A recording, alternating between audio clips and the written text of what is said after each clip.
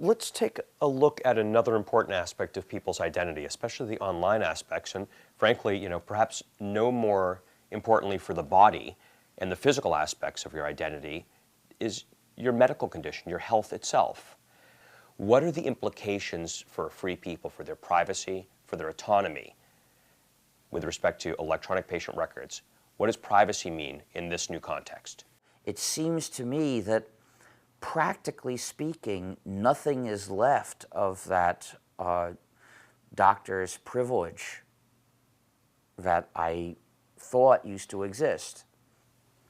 That the fact that the records are written down or in a computer shouldn't be allowed to change whatever privilege there was over medical records. The question of how people can engage and put forward plans for their self-governance, through governmental and other institutions. We have to overcome the problem Chomsky pointed out, the engineering of consent, where companies make sure people think what the companies want them to think, and thus block democratic activity.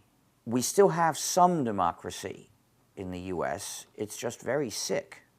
What are the prospects of free software that respects the freedoms you described, could be a tool for people's not only freedom in general, but specifically to control and have respected their privacy, because the free software that they chose at each level of banking and health and education in their life was shown to respect privacy in a way that they found consentable?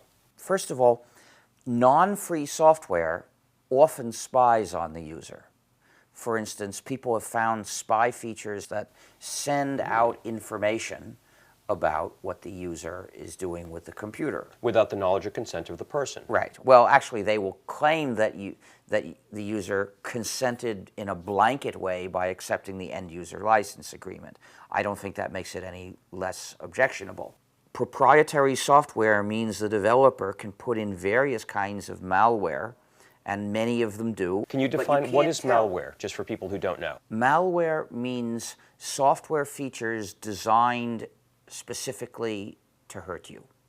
Some people focus on malware that comes through viruses, but a lot more people get malware that was put into the software they know they are running.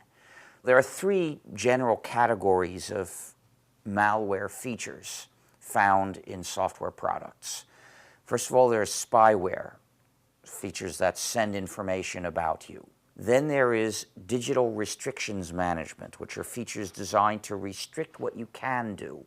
For instance, restrict how you can use some of your files that are in your own computer. And then there are backdoors, where commands can be sent to tell the program to do things to you. The Amazon Kindle, which is a product designed to burn your books, it has a backdoor with which Amazon can send a command telling it to erase some of your books. We don't know what else it can do. We only know that because Amazon did it. Amazon sent commands to erase all the copies of the book 1984. These were copies that people had bought from Amazon. And Amazon concluded it wasn't supposed to have sold them, so it sent a command to erase them. Now, I don't think anybody should have that kind of power over us. We shouldn't be dependent on any company's goodwill to be able to hold on to the copies of our books we have, even if they sold the books by mistake. So what's our defense against malware put in by software developers? Free software is our defense, because free software is controlled by the users. So with free software, we don't have a guaranteed protection. I don't know anything that could give us that. But we do have the ability to study what's going on and fix it. Whereas with proprietary software, we haven't got that. We're at the mercy of the developer. Now, how about the software writ large necessary to effectuate electronic health records so and these are voting system? There shouldn't be computerized voting systems. We can't trust them. Voting is really special. You see, You can't tell when you vote whether your vote is counted properly, and you can't tell after you voted either. That's why, for instance, we have poll watchers, because when people are voting on paper, you can't tell, if you just hand over your ballot, you can't tell that it's not going to get changed, thrown away, that the box won't get stuffed, or whatever. Well, so we sort of understand what needs to be done to prevent election fraud, which could be done by individuals or parties or with the help of the Election Commission. But with computers, we've got nothing. If a company controls the voting machines, the company can commit this fraud without the knowledge of any officials. But if the Election Commission has full control over the voting machine, the Election Commission can commit fraud without knowledge, without any way that the voters or the poll watchers can check it. And my solution is vote on paper. Mm-hmm. So part of the solution for moving into an information age while respecting our time-honored freedoms that go across ages and across technologies, in some cases, is don't use the information systems, use paper. Right. And furthermore, I claim that it will take decades of experience to find out whether any computerized system or any new system is really trustworthy. We've had a long time to check the election systems we use, and they're not perfectly immune to fraud, but that is the old ones, pre-computer ones. But we haven't had enough time to test with experience any computerized system to begin to have confidence in it. We should have the wisdom not to jump quickly to a new system for counting our vote. Richard, thank you so much for taking the time to join us today and to connect the dots between people's privacy and their freedom and the kind of software that they use. And, thanks most of all for your ability to articulate some of these threats to privacy and some of these requirements and constraints on information systems, on software, in a way that the general public, that my mom could understand it, so that we can begin to have the national dialogue that we really need to have about the kind of society we want going forward. So, Richard, for all of these things, I thank you for your interview here on The Privacy Club, and we look forward to continuing the dialogue with you online.